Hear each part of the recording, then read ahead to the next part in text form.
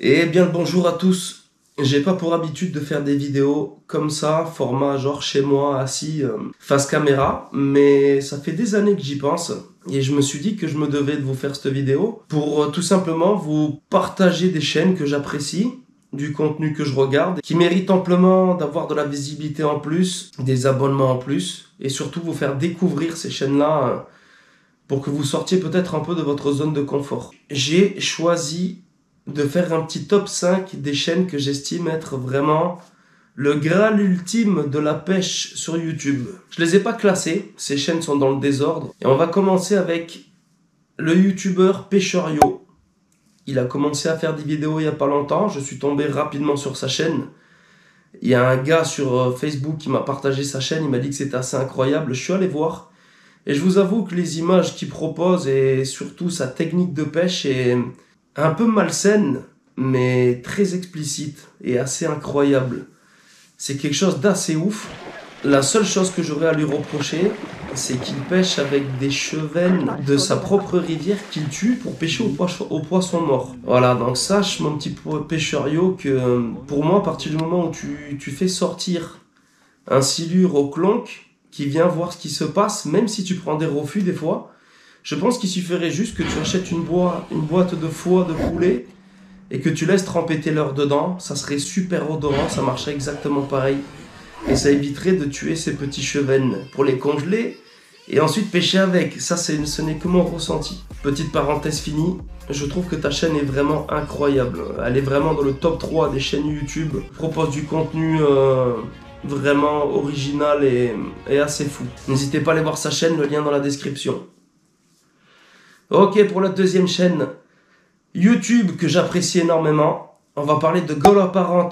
On va dire que c'est le précurseur du Whopper Popper sur l'internet, sur YouTube, avec des images assez ouf, des actions de dingue, des vidéos avec sa femme assez rigolotes sur leur sortie de pêche à deux en barque. Toutes les vidéos qu'on voit dernièrement Whopper Popper et ce buzz que Soler est en train de faire, enfin qui a commencé déjà à se faire depuis quelques années, est en grandement partie vraiment aux vidéos de Goloparent, qui est un personnage que je n'ai jamais rencontré. Si je dis pas de conneries, il y a très longtemps, je suis allé à un salon de la pêche, il y était, mais il passait en coup de vent, du coup j'ai même pas pu l'interpeller. On doit se faire une pêche depuis au moins 3 ans. Peut-être qu'en 2023 on pourra se la faire. En tout cas on parle énormément. C'est un pêcheur qui a un peu la même vision de la pêche que moi, il se prend pas trop la tête.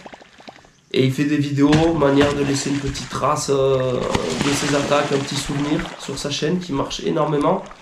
Après, elle est recommandée dans beaucoup de pays. Je pense que ces vidéos sont assez explicites, si je peux dire ça comme ça. Oh putain, connard! Il y a du contenu, on va dire, en best-of et en zapping, et ça marche assez bien.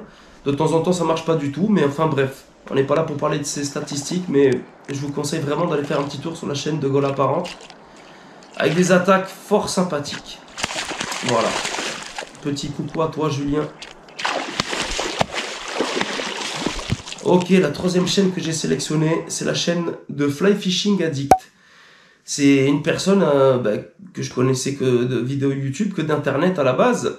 J'ai eu la chance de le rencontrer plusieurs fois, c'est devenu un collègue chez qui je vais régulièrement. L'année prochaine, il est censé venir un peu sur mes secteurs. Et c'est une personne qui vraiment sort du lot dans la pêche en France. C'est un des premiers à avoir fait du silure à la mouche. Peut-être pas le premier, mais on va dire que c'est un des plus expérimentés au jour d'aujourd'hui et des plus énervés dans le sens où il se motive avec des 3-4 heures de sommeil à partir des fois sur des fleuves assez loin de chez lui pour essayer de faire le coup du matin. Il monte ses mouches tout l'hiver, il innove tous les ans. Il m'a passé quelques mouches qui ont fait leur preuve, avec lesquelles j'ai vraiment grandement apprécié faire du poisson, parce que acheter un leurre dans le commerce et avoir un leurre d'un collègue qui te l'a fabriqué pour faire du poisson avec, ça n'a pas du tout la même dégustation, la même appréciation. Et du coup, je tenais à remercier Fly Fishing pour son contenu sur l'internet qui m'a vachement motivé à faire de la pêche du silure à la mouche. Du coup, je vous laisse regarder tout ça, c'est sensationnel.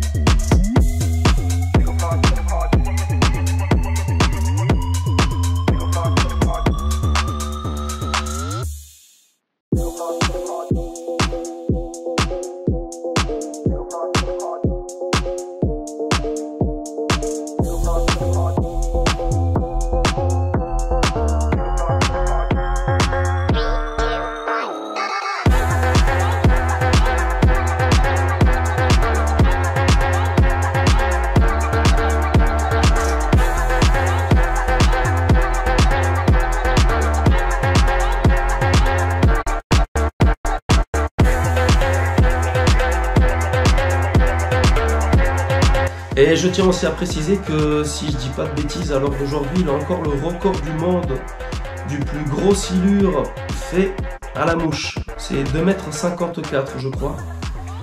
Il en a loupé des beaucoup plus gros. J'ai vu les images, je sais même pas s'il les a diffusées. Mais c'est un mec qui connaît énormément la rivière, les rivières, il a le sens de l'eau comme dirait Julien Signoret. Il a fait un tournage aussi pour Season, pour ceux qui ont la chaîne, je vous conseille d'aller voir, ça mérite un peu plus. Enfin pour moi il y a un peu plus de mérite de faire du poisson comme ça plutôt qu'au vif, au cassant. Après chacun sa technique, mais vraiment c'est incroyable. Ok, pour mon 4e choix de chaîne que j'apprécie énormément, je vais mettre plusieurs youtubeurs dans le même panier, dans le même lot. Il va y avoir 3 mecs que je mets donc en 4e place, on va dire ça comme ça. Du domaine de la pêche à la carpe, il va y avoir Carp Style, un petit jeune que je suis depuis peu, qui a une bonne approche de la pêche à la carpe, qui est carrément plus chaud que moi. Et ce mec-là fait des vidéos sympathiques. Tu te sens vraiment avec lui pendant ses sessions. Je trouve que sa chaîne mérite un peu plus de visibilité. Voilà, je vous laisse aller regarder tout ça.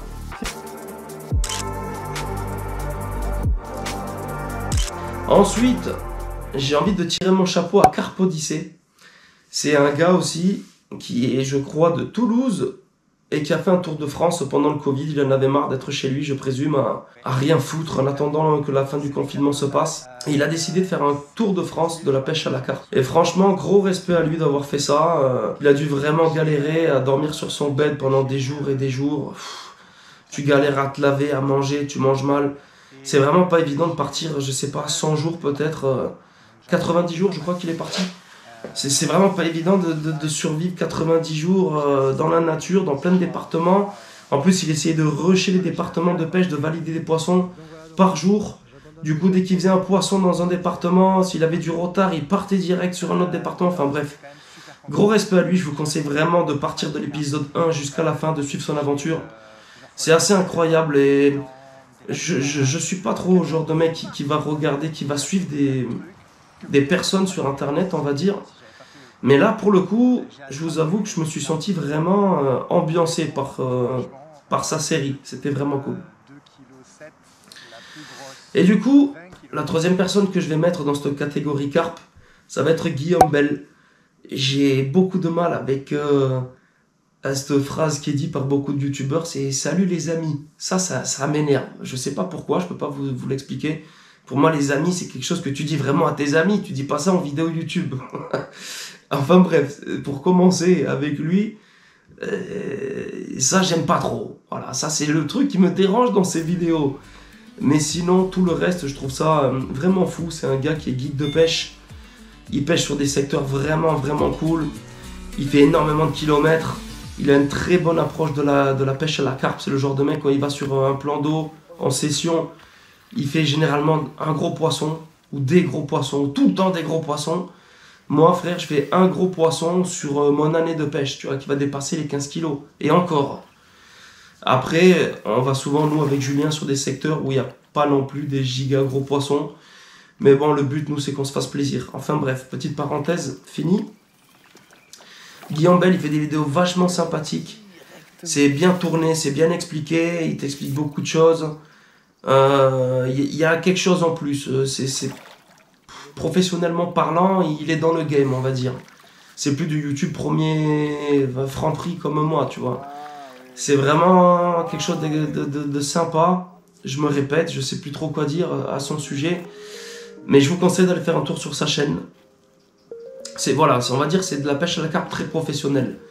Mais tant que ça rentre pas pour moi dans le nage game ou dans le corda, tout ça, ça reste un gars que j'apprécie. Voilà, dès que ça deviendra un peu trop professionnel, peut-être que je regarderai moins. Ok, le classement du top 5, donc on va dire le 5e. Ben c'est pas un français, c'est notre cher Fabio Vregona Baca. Je sais plus qui c'est qui m'a fait découvrir cette personne. Je pense que c'est Julien, mais c'est un gars qui pêche du coup au Brésil. Et franchement, ses vidéos sont assez incroyables, avec des attaques de psychopathe. Il a compris beaucoup de choses dans la pêche, ce mec-là. Il est très très fort. Il y a des choses que j'aime pas trop. Des fois, il manque un peu de respect aux insectes, aux animaux. Ou aux poissons, il le relâche un peu mal. Après, bon, voilà, ça c'est mon sens critique. Mais sinon, des actions de pêche vraiment folles. Il voit des fois des crocodiles, il voit de tout, des animaux sauvages dans son Brésil natif. Et donc voilà, pour les gens qui veulent un peu de dépaysement, je vous conseille d'aller regarder.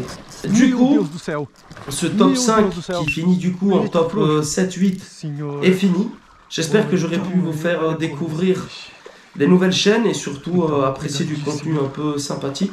J'espère surtout que vous allez faire aussi le nécessaire pour ces gens-là, si vous le voulez bien, un petit abonnement. Surtout regarder 2-3 vidéos, ne pas rester sur un avis négatif si vous avez déjà entendu parler de ces chaînes. Si je vous les conseille, c'est pas pour rien, je vous avoue quand même que je suis tombé sur énormément de chaînes sur YouTube. Il y a des gens que j'apprécie mais que je ne follow pas, un peu comme je pense la trois quarts d'entre vous. Quand on regarde des vidéos, des fois on aime bien mais on s'abonne pas. Mais je vous conseille d'aller faire un tour dans les gens que je suis. Vous allez sur ma chaîne, vous allez dans chaîne, et vous pouvez voir les gens que je follow. Il y a des gens que j'ai pas cités dans le top 5 parce qu'il fallait que je choisisse que 5 personnes. Mais vous pouvez voir les autres personnes que j'apprécie. N'hésitez pas à aller voir le contenu de tout le monde. En tout cas, je vous remercie beaucoup d'être là, toujours à me soutenir en 2023. Ça fait du coup maintenant depuis 2017 que je fais des vidéos. Bientôt, il y aura une vidéo où je vais vous parler très sérieusement de l'année 2023, des sponsors et d'une potentielle rencontre abonnée. Donc je compte sur vous pour la regarder. Et n'hésitez pas surtout à me suivre aussi sur Instagram pour avoir les informations nécessaires pour cette rencontre abonnée. Et voilà, je vous souhaite à tous une bonne journée, une bonne soirée. Merci de m'avoir suivi. Bisous, salut, peace!